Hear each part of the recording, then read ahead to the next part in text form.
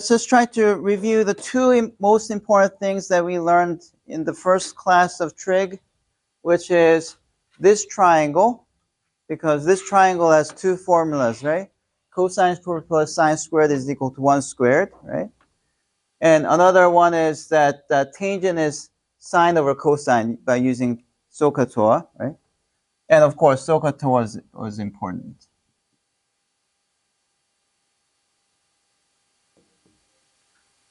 Now, we've also figured out different values of sines and cosines, which I said you don't have to memorize.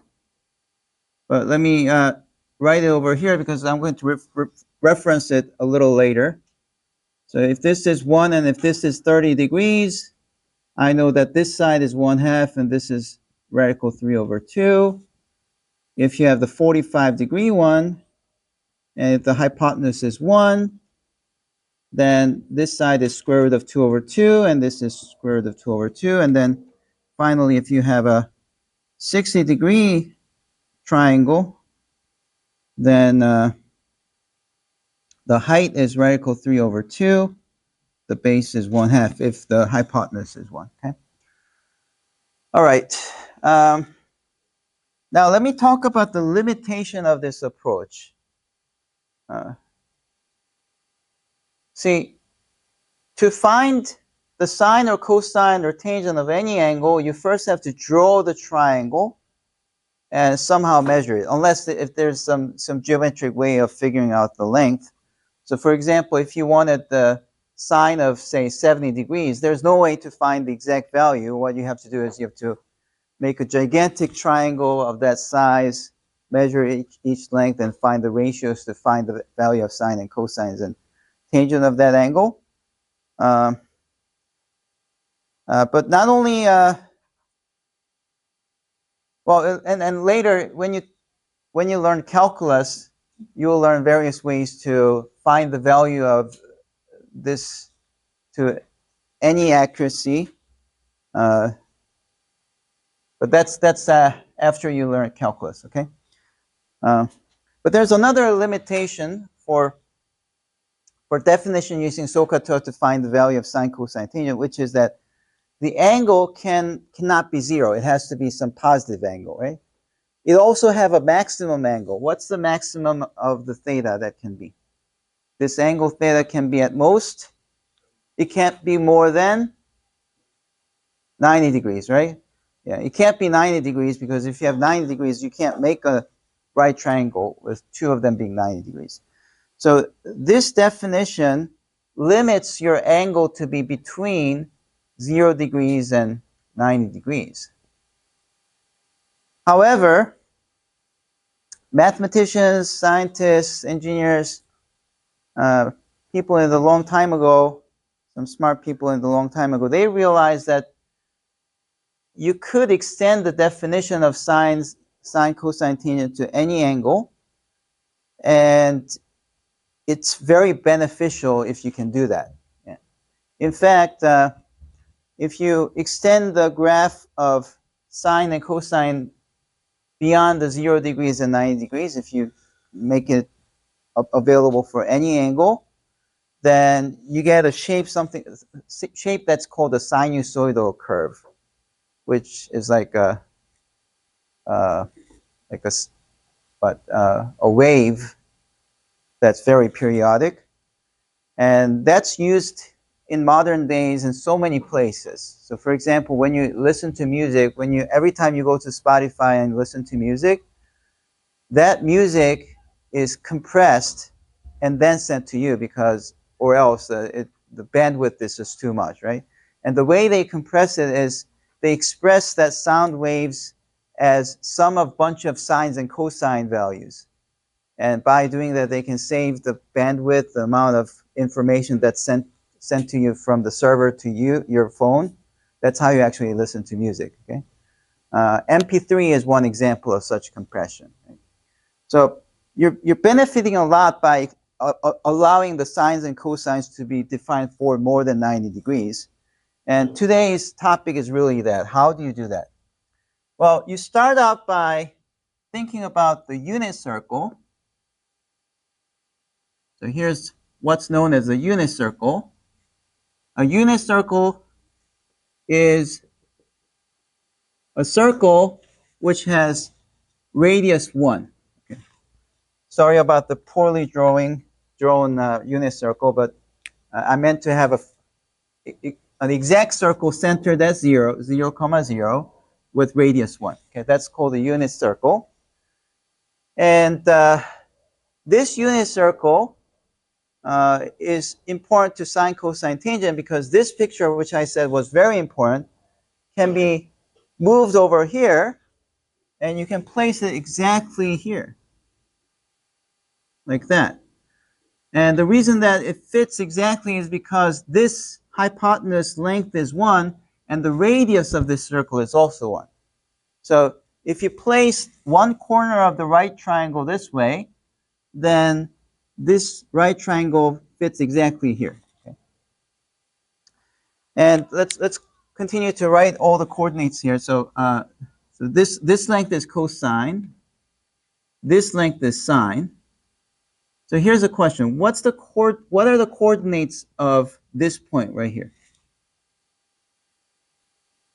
To help you with that, let me ask you a somewhat irrelevant question. If you go 3 to the right and then you go 2 up, what is the coordinate of this?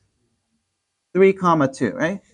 The same kind of question here. If you go cosine right and sine up, what's this coordinate?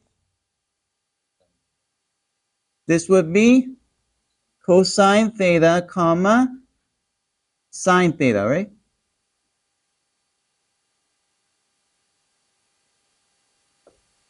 That's it. Yeah. So what you can observe is that since this important triangle of hypotenuse length 1 fits exactly into the unit circle, if you look at this point, you get exactly the cosine theta and sine theta. Now, you make a different definition of cosine and sine by saying the following. If you want sine or cosine of any angle, you can always put that angle from the positive x-axis. So say you have 120 degrees, then you can always have this 120 degrees here, and then do that.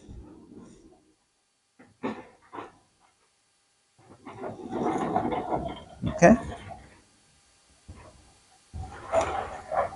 And then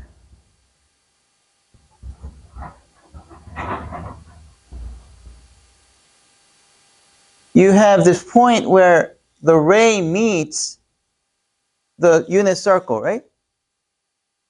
Look, if you draw anything under 90 degrees, when the ray meets the unit circle, this point has the coordinates cosine comma sine. So if you wanted to know what cosine 120 degrees is and sine 120 degrees is all you have to do is you draw this ray and see where it meets and just find out what their coordinates are. That will be the definition of cosine and sine.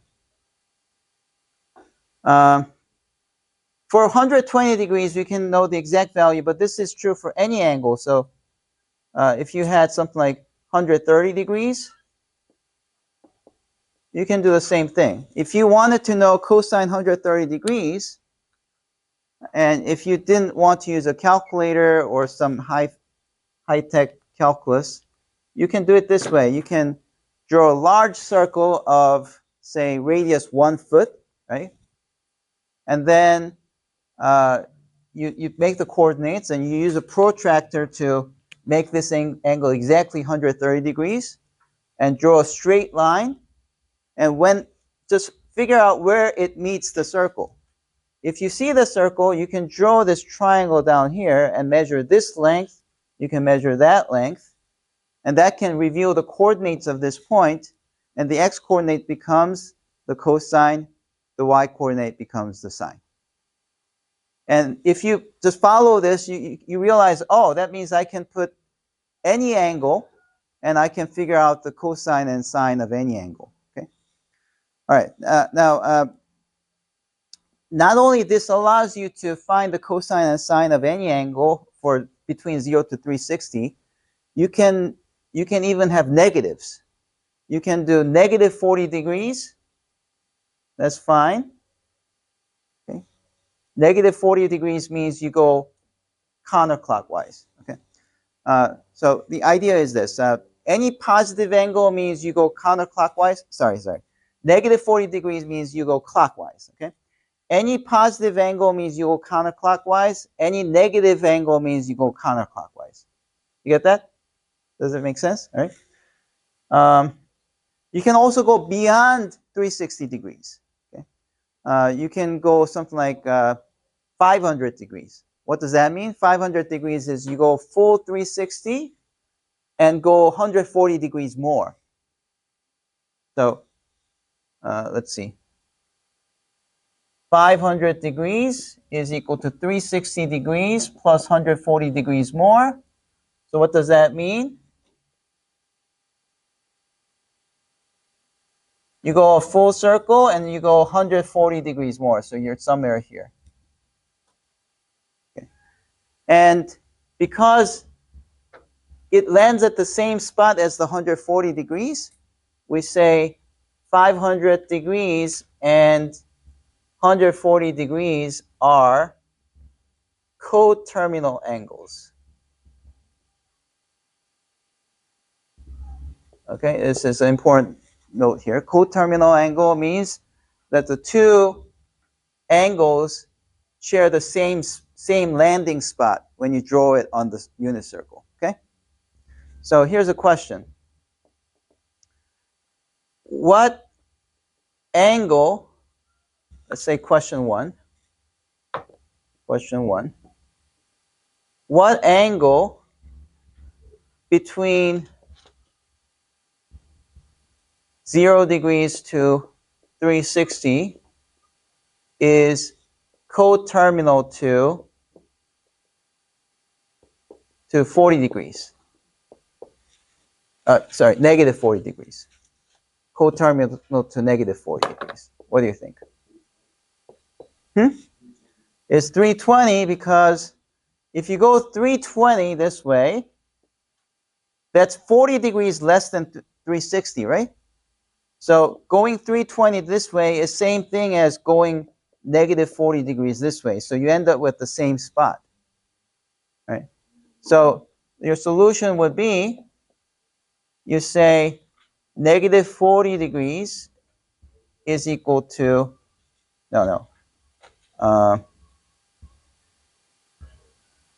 sorry. You say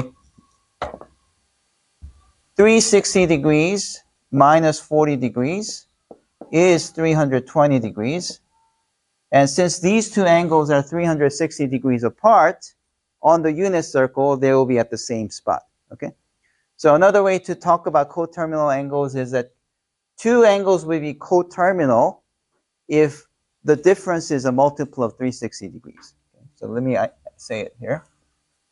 So two angles are coterminal if their difference is a multiple of 360 degrees. Okay? For given theta, okay, so let's start with A. Theta equals to 90 degrees. Let's think about this. Okay, in other words, I want sine 90, I want cosine 90, I want tangent 90. Well, how do you do that? Draw a unit circle, and you are to put a ray that represents 90 degrees. So what is 90 degrees? Well, you always have to start from the x-axis, positive x-axis, go counterclockwise by this degree. 90 degrees is the right angle, right? So you're here. So the angle that we say is 90 degrees is here, right here. That's 90 degrees. Now, where does this ray meet the unit circle? It meets right here. Can you give me the coordinates? It's a unit circle, so the length is 1. So what's the coordinate for this point? Huh? Now, I want actual numbers. This length is 1, so 0, comma 1, not 1, comma 0, 0, comma 1. Right? So 0, comma 1. And the important thing here is that cosine 90 degrees is what? Is it the x coordinate or the y coordinate? Is cosine the x coordinate or the y coordinate? It's the x coordinate, right? It says here, cosine is the x coordinate, sine is the y coordinate, right? So since cosine is the x coordinate,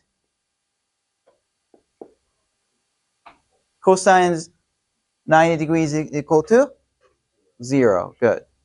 Okay, and then sine is the y coordinate. So what? It's 1. Now how about the tangent? Well, for tangent, you don't have direct access from the picture. What you need to do is you have to use this formula that we obtained from here. If you apply SOHCAHTOA, TOA is tangent is opposite of adjacent. So tangent of this angle theta is sine over cosine. Okay? So we say tangent 90 degrees is sine 90 degrees over cosine 90 degrees, which is 1 over 0. Now, what is 1 over 0? Yes? It doesn't exist, and it's undefined. You can't divide anything by 0. So tangent 90 degrees will be an undefined value. Is this okay? Let's try another one. Let's try for theta equals to 180 degrees. Again, the idea is the same. You draw the unit circle, and then you put angle 180 degrees.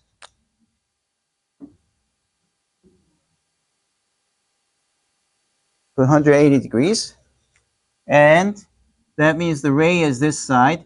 Where does it meet? Give me the coordinates for this point. What is it? No, it's not 1, comma 0. It's negative 1, comma 0, yes. So that means cosine of 180 degrees is what? Negative 1.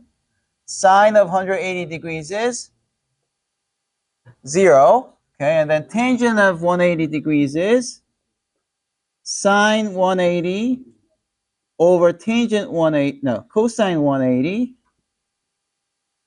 So it's going to be 0 over negative 1. What's 0 divided by negative 1? What's that? 0, yes. Try something different. This will be harder than the other ones. What if the angle theta is 120 degrees? If you're just going north, east, or west, or south, those are easy. So 0, 90, 180, 270. For those angles, it's not so hard to work with this circle. But once you have other angles, it becomes harder. So let's see what happens if you have 120 degrees. So 120 degrees is 90 plus 30 degrees. So here's 90 degrees, and you go 30 degrees more. So we're really thinking of this side as 30 degrees more, so that this entire thing is 120 degrees.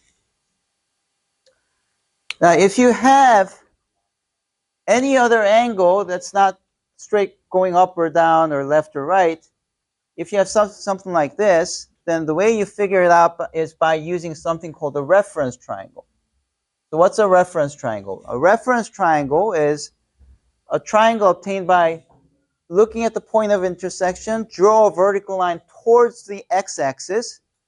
If you draw this vertical line, then you immediately have this triangle right here, right? You get a right triangle if you draw a vertical line from the point of intersection to the x-axis. Okay, and using the length of the reference triangle, you can figure out this length. Now, how is that possible? Well, it's possible because if you look at this reference triangle, because this is 30 degrees, this other side will be what angle?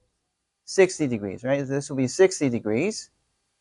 And we talked about the 60 degrees triangle last time, right? It will be 1, 1/2, and radical 3 over 2.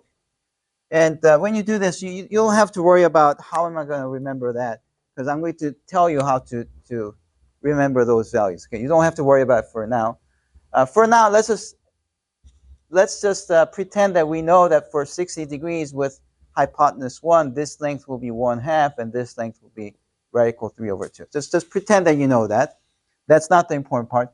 The important part is, if you do know the length, what is this coordinate? What is that coordinate? What, comma, what? This length is 1/2. This length is square root of 3 over 2. Give me the coordinates of this. What is it? You have to think about the positive or negative. Look, you're going left, right? So negative 1/2, but you're going up, so y coordinate is positive. You see that? You're going left, so the x coordinate is negative, whereas you're going up, so y coordinate is positive. So that means cosine 120 degrees is cosine 120 degrees is negative 1/2. Thank you. Sine 120 degrees is square root of 3 over 2. And then the tangent will be sine over cosine. So tangent 120 degrees would be square root of 3 over 2 divided by negative 1/2. And you just have to know how to simplify this. The easiest way to simplify this would be to multiply by 2 top and bottom. So that becomes radical 3 divided by negative 1. Dividing by negative 1 just makes it negative. So tangent of 120 degrees is negative square root of 3. Okay?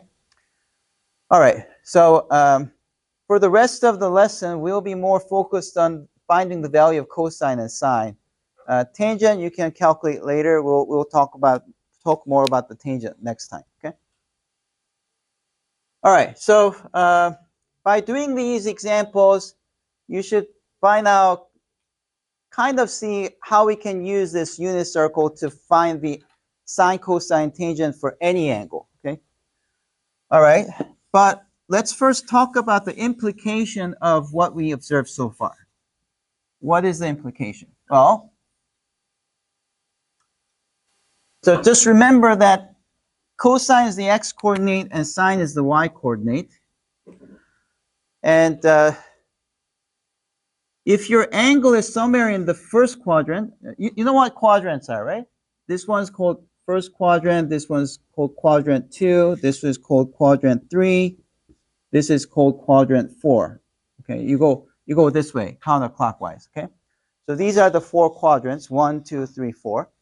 If you're in the first quadrant, both x and y coordinates are positive. Isn't that right?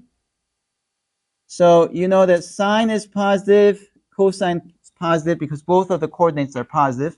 And tangent is sine over cosine. So if you divide positive by positive, what do you get? Positive, right? You get that.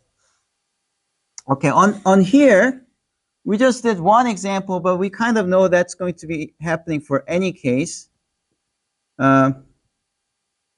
So if your angle is somewhere here, would sine be positive or negative?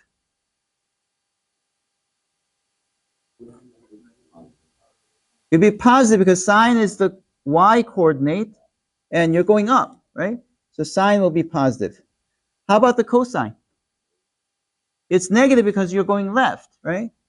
And tangent is sine over cosine. If you divide positive by negative, you get negative. Okay. Let's look here. Now, if your angle is going this way, any coordinate here will have both x and y coordinates as negative. Isn't that right? Right. So sine is what? Positive or negative? Which one? Negative. Cosine is negative. Tangent is positive, okay? Over here, if you're on this side, sine is still negative. Sine is a y-coordinate. You're going down. If you're below the x-axis, sine will be negative, right? How about cosine? No, you're going right, so it's positive. Cosine is positive. Tangent is, well, you're dividing negative by positive, so it'll be negative, okay? So after this investigation, the first thing that you realize is that the trig values, all of them are positive on the first quadrant. And in the second quadrant, only the sine is positive. You can see that sine is positive, but cosine and tangent are negative, right? In the third quadrant, which one's positive in the third quadrant? Huh? Yes, tangent. So you say t. In the fourth quadrant, which one's positive? Cosine. So you write c. Okay. And this is an acronym that you should memorize because although you can just figure this out by reasoning, sometimes it's helpful if you just have a quick reference to figure out which one's positive and which one's negative. And the way you remember this is by saying something like, all students take calculus. Right? All students take calculus. Maybe I should write it. All students take calculus. After all, this class is called pre-calculus. Right? So it's trying to prepare you for the calculus. I know some of you are not required to take calculus, but let's just say all students take calculus, ASTC going counterclockwise. It tells you which one's positive. Okay, so that's the first thing that you should observe. Now, what is the second thing to observe? Well, yeah, I should do just one more. Let's do one more. D. What about theta equal to 225 degrees? What would happen then? Well, you have this circle. 225 is 180 degrees plus 45 degrees, right? So here's 180. You go down by 45. That's diagonal. So this is the ray. And you get this triangle that's like this, which is 45 degree here, 45 degree here. So it's an isosceles right triangle. Okay. And if the hypotenuse is 1 in an isosceles right triangle, I wrote here what the side lengths are, right? It's radical 2 and radical 2 over 2, radical 2 over 2. Again, you don't have to memorize this. We'll just accept that's true. Okay, if this is true, what is this coordinate? Can you tell me? You're going this and then going down. So what is it? Negative radical 2 over 2, negative radical 2 over 2, which means cosine of 225 degrees is negative radical 2 over 2. Sine of 225 degrees is negative radical 2 over 2 because cosine is the x-coordinate, sine is the y-coordinate. Always. Cosine is the x-coordinate, sine is the y-coordinate, right? And then tangent 225 degrees would be simply this divided by itself. Yeah, but anytime you divide something by itself, it's just 1, okay? All right, so we can spend some more time doing these, but if you did, let's just assume that we did, okay? If you did, although tangents don't follow this pattern, the sine and cosines have this pattern. The pattern is that at the special angles, what's a special angle? These are angles that are multiples of 30 degrees and 45 degrees, okay? If you have an angle that's a multiple of 30 degrees or 45 degrees, that's called a special angle. And I require everyone to memorize the value of the sine cosines at the special angles because that's like a way to get comfortable with the sine cosines, okay? In fact, even if I allow you to have a calculator, I'll ask you for the exact values of these things. And so if you just write down negative 0.707, which is what you're going to get if you had a calculator. I'm not going to give you any credit for that. You have to be able to write this, okay? Right. Okay, but the pattern is that every one of these have over 2 in there, right? 2 is in the denominator, and that's the pattern. So we're going to write that pattern. So at special angles, so i.e. multiple of 30 degrees or 45 degrees, those are called special angles. The sine, cosine values are, they all look like something over 2. Okay. And if you ignore the signs, you can figure out the signs later because you can use old students take calculus. This can tell you the sign. So if you ignore the signs, every one of them look like square root of something over 2.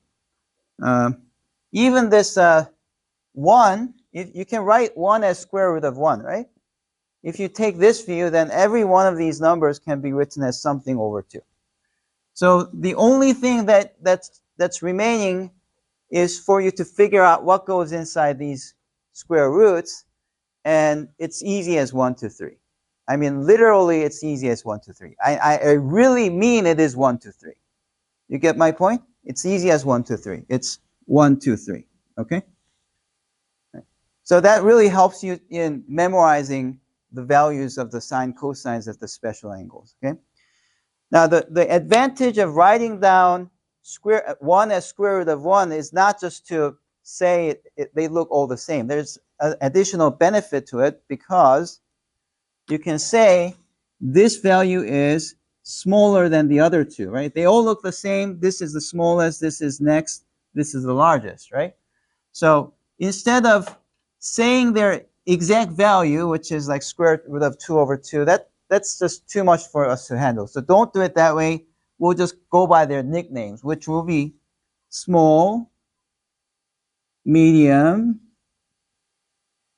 large.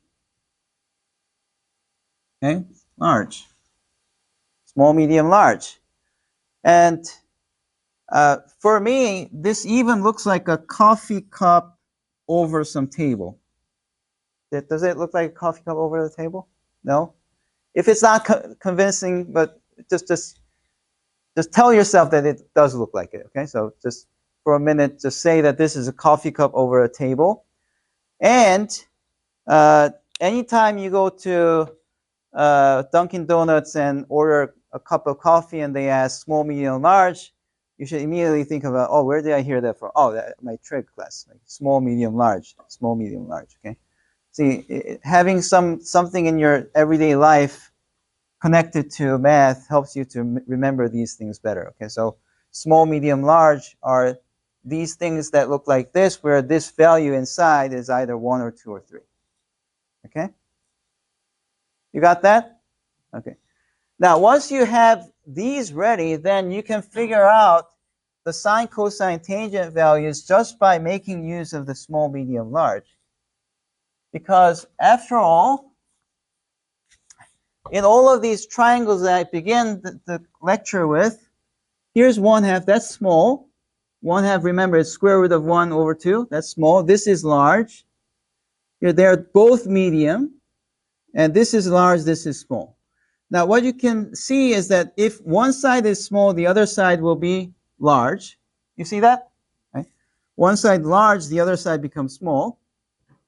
And if they're both equal size, then they're both medium sized. Yeah. And the reason that's true is because cosine squared plus sine squared is equal to 1 squared. So if you have increase in the cosine, you will have decrease in the sine and vice versa. That's why this happens. So that's a very important clue in figuring out sines and cosines. If one side is longer than the other, then you know which one's small, which one's large. If if both sides are exactly the same length, then they're both medium. That's how you're going to figure things out. Are you with me? Okay, now we are going to do some exercises. But to do that, first you have to know what the special angles are. So let's try to figure out the special angles first. Like this. Okay. So first of all, there are angles that are multiple of 45 degrees. There's the two diagonals. Okay. So these are 45 degrees. That's 3 times 45 degrees. So that's going to be 135 degrees. That's like 1, 2, 3, 4, 5. 5 times 45 degrees gives you 225 degrees. You can also figure that out by saying this is 180, and then you're going by 45 more. So 45 plus 180 is 225. Okay, what about this one? Can you figure this out? Here's 270 degrees, and you're going 45 degrees more. What's that?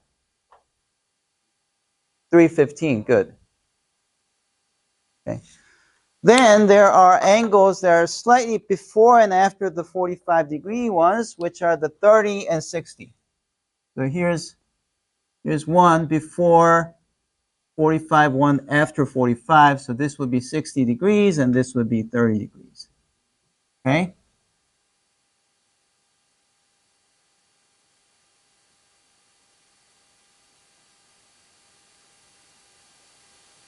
Okay, let's think about this angle here. This angle would be, this much would be 30 degrees, and this is 90 degrees. So what's happening here is that every quadrant will have exactly 3 special angles included in that quadrant, okay? And there'll be really 30, 45, 60. That's what's included. You just have to add where the angles begin. So this quadrant has angle beginning at 90 degrees. So you have what? 30 plus 90. What's that? What's that? 120. Yes. And then this next one, this will be 60 plus 90. What's that? 60 plus 90 is 150. Okay, over here, this is 30 more than 180. What's this angle? 210. And this one would be 60 plus 180. That's going to be 240.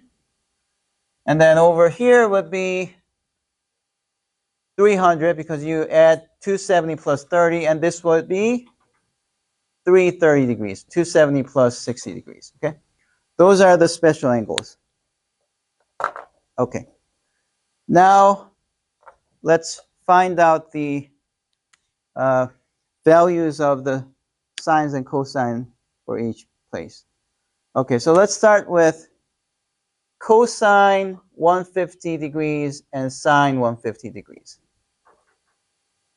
How do we do that? Well, here's 150 degrees. Draw the reference triangle. And you see that this is shorter than this length in the reference triangle, right? So what is this length? Tell me in short, medium, large. What is it? Small, medium, large. What is it?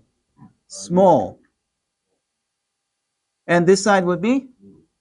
No, if one side is small, the other has to be large. Always. You only get medium if the two sides are exactly the same size. Okay? All right. So one side is small, the other side is large. Okay? So cosine must be, because you're going that way, it's negative large. Do you agree? And what's the large value again? It's easy as 1 to 3. It's the 3 guy, right? So that's negative radical 3 over 2. You got that? Okay, what about sine 150? Radical 1 over 2, right? It's the positive large, positive small case.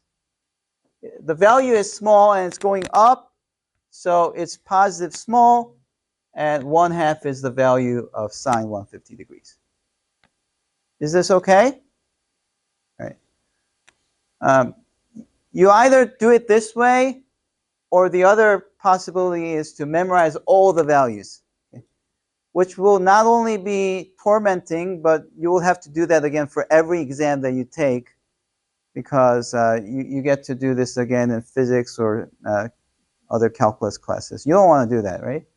So you really just want to figure out how to read the graph rather than having to memorize it. That's much time saving. Okay.